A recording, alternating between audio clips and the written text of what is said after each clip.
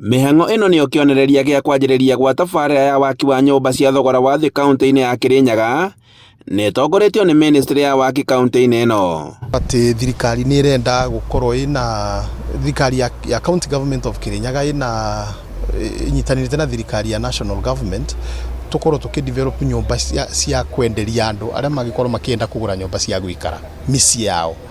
Koguo batora mũnene nĩ gũkorwo atĩ nĩ nyũmba igũkorwo ikienderio andũ ikigũrwo nĩ andũ ma Kirinyaga nĩgetha mekarage kuo.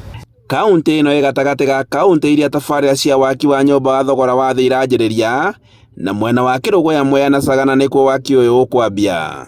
Investment that we have gotten already from the national government, and they will do it in partnership with the Kirinyaga Investment Development Authority to ensure that our people benefit and we are able to provide all these investors we want to attract to the county with affordable and decent households. Gavana wa igũrũ augĩte atĩ nyũmba 500 nginyagia 1,000 nĩcio igũkorwo igĩakwo kwa itĩna rĩa mbere, na aikari a kaunti ĩno nĩo magũkorwo makĩgunĩka na mawĩra. We will be putting up about 500 to 1,000 units in Kirinyaga. We have already submitted our documents, including our title deeds.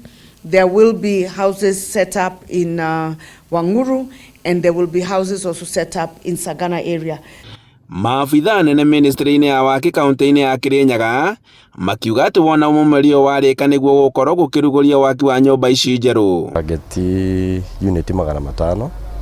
Then from here ni tugucoka tuciake kuria Sagana kuria turaka industrial park tugitagetia andũ arĩa mararuta wĩra kũu ma industries ni marĩa megũkorwo makĩtwo kũu.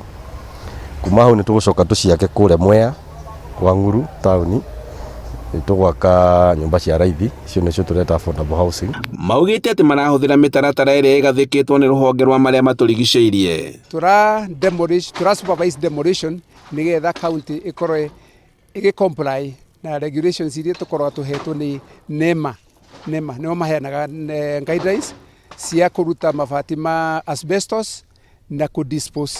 Mũbango ũyũ wa thirikari ũkoretwo ũgĩtwarithio icigo-inĩ itiganĩte gũkũ bũrũri-inĩ gũtigĩrĩra atĩ Akenya aingĩ nĩ megwatĩra ũikaro.